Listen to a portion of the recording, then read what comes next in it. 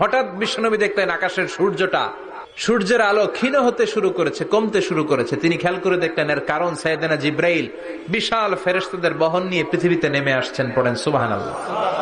এসে বললেন, ইয়া রাসূলুল্লাহ, আমি 1,40,000 ফেরেশতা নিয়ে নেমে এসেছি। আপনি কি জানেন না, ঠিক একটু আগে মদিনাতে আপনার এক প্রিয় সাহাবা, তার নাম হচ্ছে মুআবিয়া ইবনে মুআবিয়া আল মুজানি, একটু আগে শেষ নিঃশ্বাস ত্যাগ করেছে। বিশ্বনবী বললেন, ইন্না লিল্লাহি ওয়া ইন্না ইলাইহি রাজিউন। সাইয়েদনা জিব্রাইল বললেন, ও নবী, আপনি কি আপনার প্রাণের সাহাবীর জন্য গায়েবানা জানাজা পড়বেন না?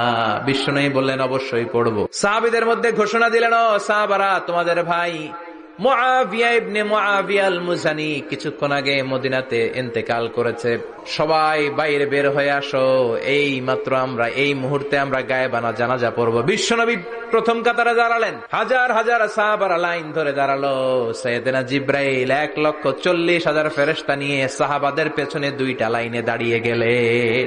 প্রথম লাইনে 70,000, দ্বিতীয় লাইনে আরো 70,000, 1,40,000 ফেরেশতাদের বহর।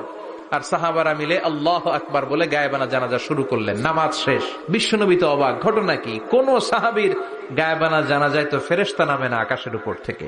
বিশ্বনবী জিজ্ঞেস করলেন, জিব্রাইল, কোন সাহাবীর গায়েবানা জানাজায় তোমরা আকাশ থেকে এত ফেরেশতার বহর নিয়ে নামো নাই? কি এমন আমল করেছে আমার মুআবিয়া? কি এমন ভালো গুণ ছিল, ভালো আমল ছিল, যার কারণে আরশের উপরে তার এত সম্মান? সাইয়েদনা জিব্রাইল বললেন, নবী, তেমন কোনো বড় আমল নয়, ছোট্ট একটা আমল, কিন্তু আমলটারে ভালোবেসেছে কে? আপনার এই প্রিয় সাহাবী হাঁটতে বসতে চলতে ফিরিতে সব সময় পড়তো, কুল হুয়াল্লাহু আহাদ আল্লাহুস সামাদ লাম ইয়ালিদ ওয়া লাম ইউলাদ ওয়া লাম ইয়াকুল লাহু কুফুয়ান আহাদ। পড়েন আল্লাহু আকবার।